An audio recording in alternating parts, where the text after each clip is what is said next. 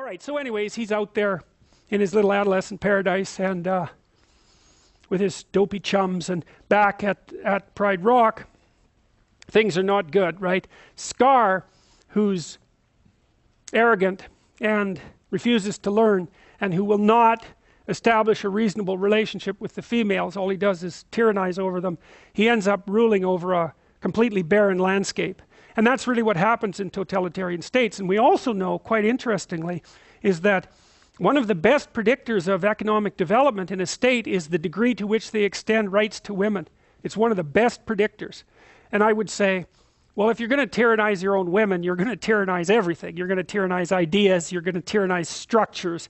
Like, if you have to enslave your own women, you've adapted a pretty damn pathological view of the world, and the probability that that narrow, constrained, restricted viewpoint is going to pay off for you economically is extraordinarily low. So anyways, Scar, it's like what happened in the Soviet Union. You know, part of the reason it collapsed by 1989 is that it just could not move any farther. It was like this really complicated motor that was worn completely out, that no one had ever taken care of, and it just ground to a halt. It just stopped working because it didn't work. And so if you're totalitarian and you won't update your system and adjust it, then it wears out and grinds to a halt, and everything becomes unproductive.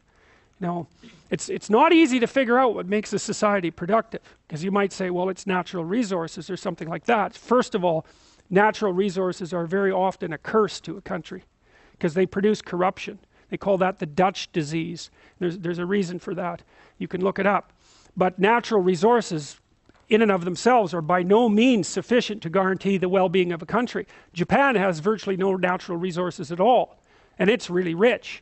And one of the prime natural resources actually seems, maybe there's two. One is honesty, another is trust. And if you can set up a society where people are roughly honest, which means they do what they say they're going to do, and where the default bargaining position on both sides is trust, then the probability that that culture will become wealthy is very, very high. So, and a functional legal system is also a natural resource of tremendous, tremendous value.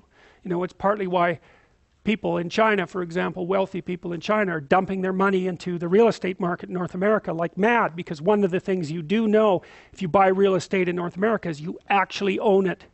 It's still going to be yours 20 years in the future, 30 years in the future. There's no doubt about that. And so that fact of ownership is embedded in the functioning legal system. And that's what gives those sorts of properties crazy value.